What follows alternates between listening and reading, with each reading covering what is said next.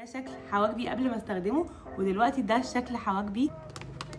شايفين البوكسات دي هترجع لك ثقتك بنفسك تاني. تعالوا اقول لكم ازاي. ومن النهارده مش هنحتاج نعمل لاش اكستنشن ولا هارد جel ولا الحاجات المكلفه قوي دي. اول حاجه لازم تعرفوها ان منتجاتهم كلها طبيعيه وعلاجيه ومضمونه 100%. اول حاجه هقول لكم عليها هو سيروم حواجب الرموش اللي هكرره تاني من عندهم.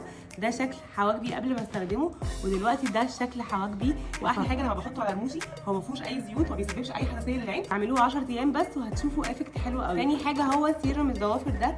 سيروم الضوافر ده بيطول الضوافر وبيقويها، خصوصا الضوافر اللي بتكون متبهدله بعد الاكريليك والهارد جel. كمان بيعمل ترطيب حوالين الضوافر كده وبيخليها شكلها هيلثي قوي وبجد. ثالث حاجه في البوكس الصغير ده الكريم ده بيتحط تحت العين. شدلي تحت عيني جدا بشكل ملحوظ لان هو فيه ريتينول وكولاجين. استخدموه بس لمده شهر على الاقل، هتلاقوا تحت عينكم مشدود جدا. لو عندكم انتفاخات هتلاقوها قلت النص تقريبا، وبجد عمل معايا اللي فيه كريمات مستورده ما عملتوش في وقت. البوكس الكبير فيه نفس اللي موجود في البوكس الصغير مع اضافه مجموعه الشعر الخطيره، ودي عباره عن شامبو ولوشن وسيرم هيخلوكي تنسي يعني ايه شعر بيقع. الشامبو بيوقف التساقط، وكمان هو 2 في 1 لانه فيه كونديشنر فيرطب الشعر جدا.